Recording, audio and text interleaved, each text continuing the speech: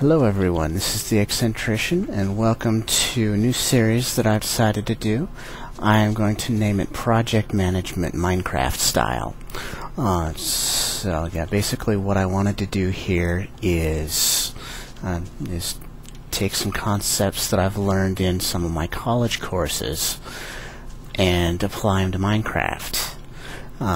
Namely, of course, things with project management, since there are at least plenty of potential for, there is potential for creating projects and executing them.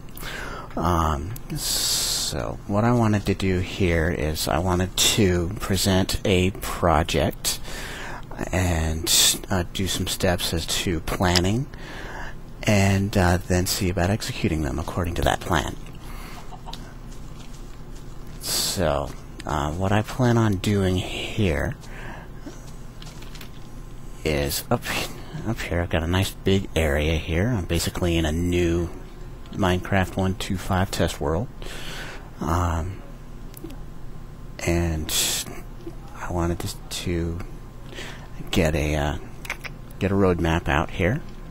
Yeah, some things that I wanted to do. I wanted to set up a kind of a roadmap using some signs, basically with the basic idea of the project, and break it down into its constituent parts, and then basically figure out what needs to happen for those constituent parts.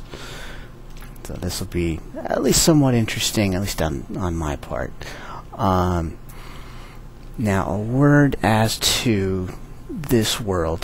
This is, of course, Minecraft 1.2.5, along with a bunch of different technical mods, such as RedPower 2, Forestry. I do not have Buildcraft. I do have Industrial Craft 2. I have Smart Moving.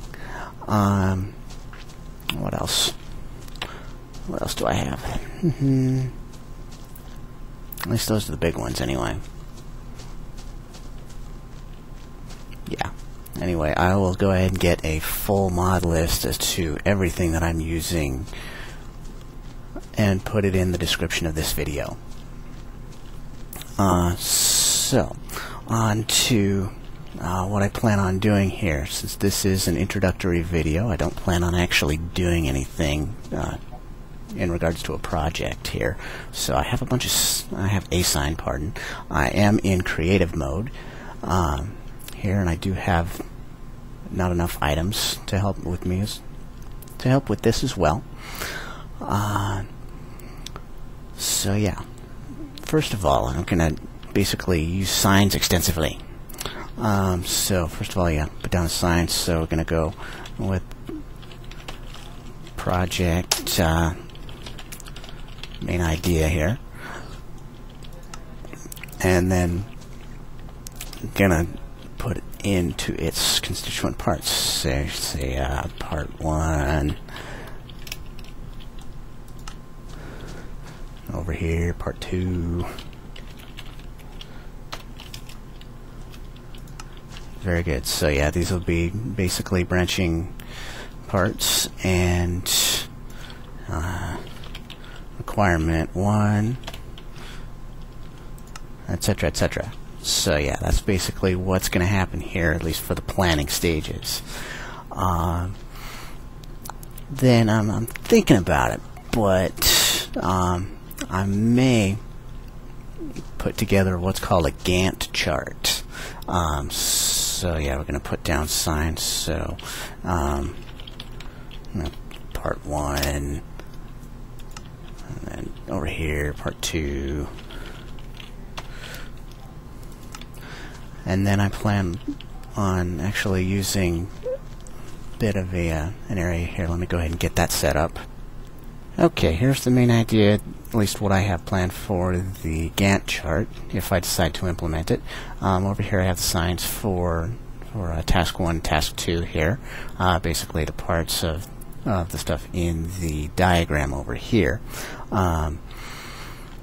Then what I intend on doing is outlining how long I think the this particular task is going to be, and put it in here basically in a 30-minute block. So we'll consider each block here to be a 30-minute time slot. So let's say I have part 1 here, and I want okay. Let's say I think task 1 is going to be about, let's see, that'd be 1, 2, 3, 4, 5, 6 half-hour blocks. So I'm going to go ahead and put in these here, just to denote how long I think it's going to take to complete that task. And in this area, in the trough here, I'm going to put some dark wood, basically denoting how long it actually takes. So if this takes actually about that long, about 7 of the half-hour blocks, then that's how long it's going to take. And then in part 2 here, basically that'll continue on.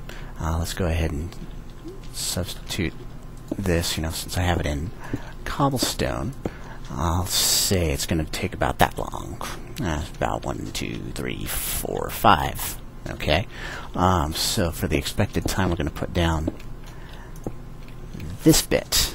All right, so it's expected, at least from the planning stages, to go 1, 2, 3, 4, 5, 6, 7, 8, 9, 10, 11 half-hour blocks.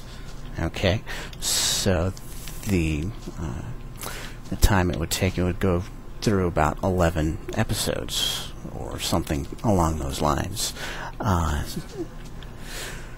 least from the planning. And say if the task 2 here were to take that long, and from the actual time of completion of task 1, it would go 1, 2, 3, 4, 5 blocks. If that I guessed right on, then that would be about how long it would take, and there would have a little bit of overage over the expected time. So let's get a good look at that. Yeah. So basically, there's our Gantt chart. What we're going to do with that, if I decide to implement it. I don't know if I am, simply because, that is a little bit of extra work, because I basically wanted this to be the creative process and to implement at least some of the project management concepts that I learned here. And of course the Gantt chart was one of them, but the main one was to actually use these diagrams.